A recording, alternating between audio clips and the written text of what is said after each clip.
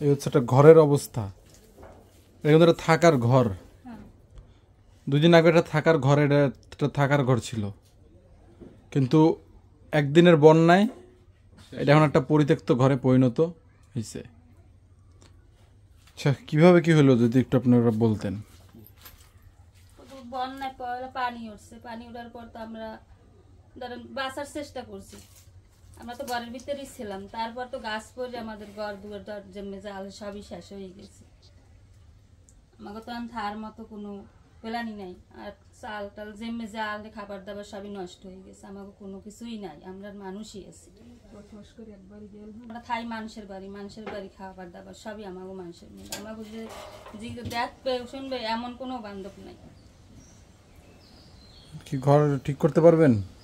এবার কোনো আমাকে কোনো টপিক নাই যে ঘর ঠিক করবো, কোনো কায়দা নাই যে কিভাবে কি ঠিক করবো, কিভাবে খামো, কিভাবে চলবো ফেলবো।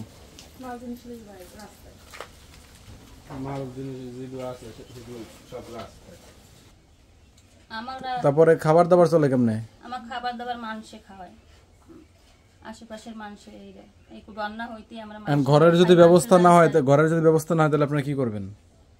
আমরা তো রাস্তার খাওয়া লাগবে। আমাকে এভাবে কোনো তৌফিক নেই, আল্লাহ আমাকে তৌফিক দেয় না। এইটুই করছিলাম, অনেক কষ্ট করে মানুষের এইভাবে দাঁড় দেয় না করি। আমাকে এইভাবে কোনো ই নাই যে আমরা আপনাদের দেখে তো রোগী, আপনারা একবার কিছু টাকা দিয়েছিলাম চিকিৎসার জন্য। তো এই আজকে প্রায় 8 মাস 9 মাস অসুস্থ, ঘরে কোনো কাজ বাজ করতে পারে। আপনাদের ছিল টিনের চাল, একটু ছিল মাথার উপরে ছাদ ছিল, এটাও আমাকে শেষ হয়ে গেছে। আমার কিছুই নাই। আপনাদের ঘর মেয়ে ছেলে লই আমরা রাস্তায় থাই। আচ্ছা, গাছ পড়ছিল তখন আপনারা ঘরে ছিলেন? আমরা ওই সাইডে ওই পাশেই ছিলাম, কিন্তু এই জায়গা ছিলাম না, ওই পাশে ছিলাম। আমরা তো গাছ দিয়ে পড়ছে তাদের আমরা সরিয়ে গেছি। এরকম একটা ঘরের পরিবেশ, এখানে তো মানুষ থাকতে পারে না, তাহলে আপনারা থাকেন কিভাবে? আমরা থাকি মানুষের বাড়ি। হ্যাঁ, ধরেন মানুষের বিপদে পড়লে খালে বাসলে মানুষের বাড়ি থাকে। মানুষ কয়দিন দেখবে? এই হচ্ছে সেই গাছ, যে গাছ পইরা পরের গাছ পরে আপনাদের ক্ষতি হয়েছে, তাহলে এখন পরেরা কি সাহায্য করবে? তারা কি ক্ষতিপূরণ দিবে যাদের গাছ করছে? এই যে আমরা এই কদিন দিনে খাইয়ে না খাইয়ে থাকতে আছি, আমাকে তো এরা জিজ্ঞেস করে না তোমরা খাইছো না খাইছো বা কোথায় খাও। এরা আমাকে এই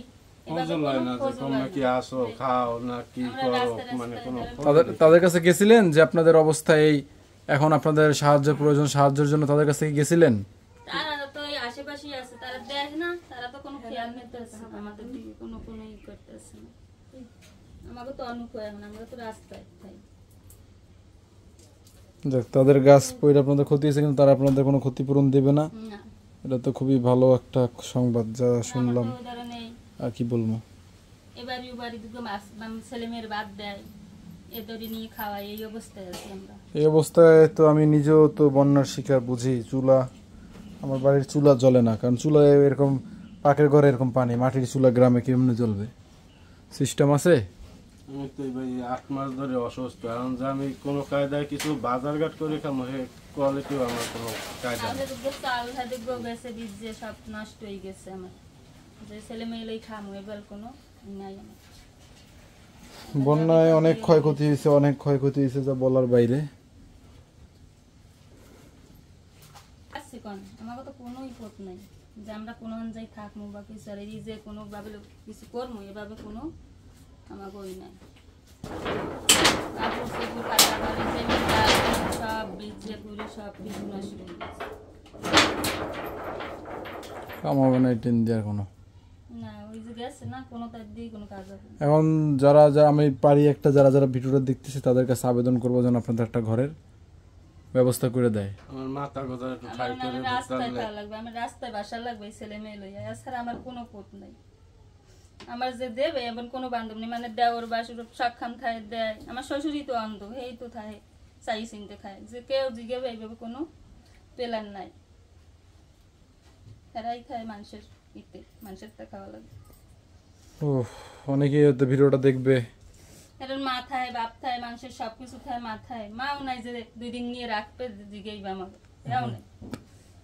আমি একবারই এতিম, আর আল্লাহ যেটু দিলে হেডু এখন আমার শেষ সব।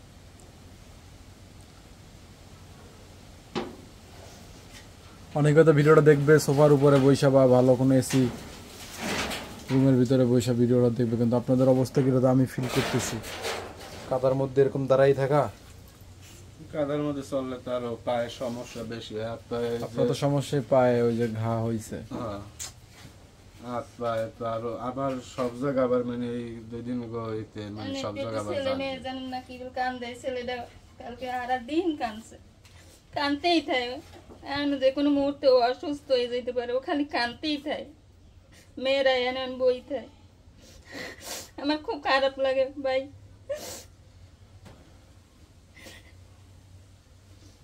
এই যে 3 দিন ধরে বাসতে আছি, যাই কেউ জিগেইবে কি খাইছো না খাইছো, এবার নাই মা যদি থাকতে তাই তো মায়ের রান্ধতে দিতে, মায় খাওয়াইতে, বার বুড়া থাকলে বোন থাকলে তো বোন নাই, কেউ জিগেইবে, কেউ আলের দিয়ে রাখতে। আমার রাস্তা রাস্তা দৌড়ন লাগে মাইয়ে ফুলা লইয়া।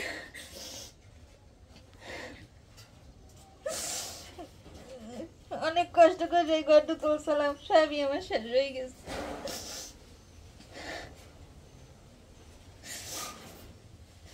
ধরেন যাগো গাছ পড়ছে, হেরা তো ই করবে যে তোমরা খাইছো না খাইছো বা কমে থাও বা কিছু, হেরা কোনো ই করে নাই।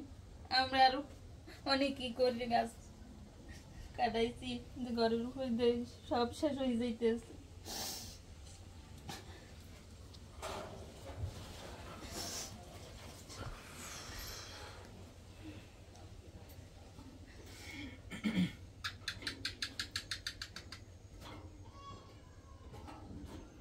ঠিক আছে, তাহলে আমরা আসি। যারা ভিডিওটা দেখতেছে তাদের কাছে আমাদের আবেদন থাকবে যেন মাহাতাব চাচারা যেরকম একটা ঘর করে দিচ্ছে, আপনাদেরও যেন কেউ এরকম একটা ঘরের ব্যবস্থা করে দেয়।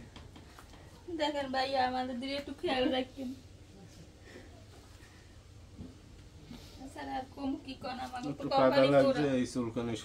না আপনার পায়ে ঘা, আপনি কাদায় থাকেন না, আপনি যান, আপনি কোনো উঁচু জায়গায় যান, জুতো পায়ে দিয়ে থাকেন, পাটা ধোন। কোনো দিক দিয়ে তো আমরা উঠতে পারতেছি না। একজন পুরুষ যে কাজ করবে যদি 27 অসুস্থ থাকে, তারপরে আবার এখন এই বিপদ আল্লাহ দিয়েছে, আমার ঘর দাদা সবই শেষ হয়ে গেছে। আমি কিভাবে কি চলবো, ছেলে মেয়ে লাগে কিভাবে কি করবো, খাওয়াবো দাওয়াবো কি, কোনো কিছুই আমার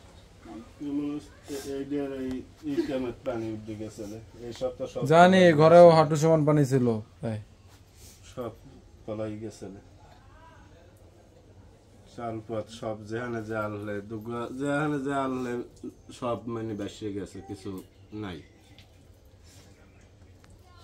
আমি তো চাল সেলেট পই হ্যাঁ যায় আলে হ্যাঁ বীজ যে আপনাদের ফাটি সব নষ্ট হয়ে গেছে।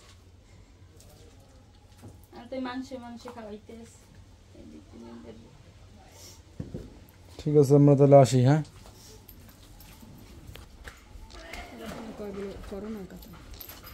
হ্যাঁ না বাত কম না হয় না বাদ খাই দিবি রাম দে না রাম দে এই 2-3 দিন আগে গেছে আইছে না আন্টি। ল